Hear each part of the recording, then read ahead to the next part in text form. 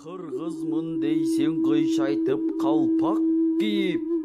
кыргызмын дейсең кыргызча араң-араң сүйлөп туруп, кыргызмын дейсең дардаңдап бийлеп туруп, кыргызмын дейсең жет атаңды, бабаңды билбей туруп, кыргызмын дейсең элиңе кол көтөрүп, мылтык атып, кыргызмын дейсең ата-энеңди таштап салып, кыргызмын дейсең башка элден карыз алып, элди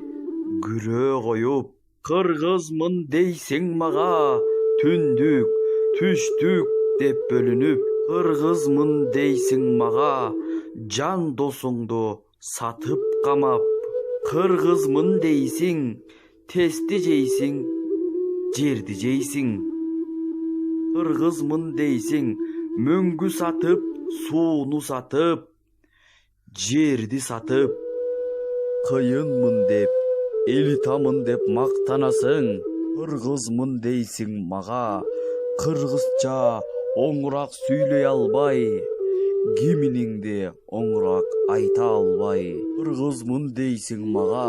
маңкурттан кем калбайсың, байлык үчүн, мансап үчүн,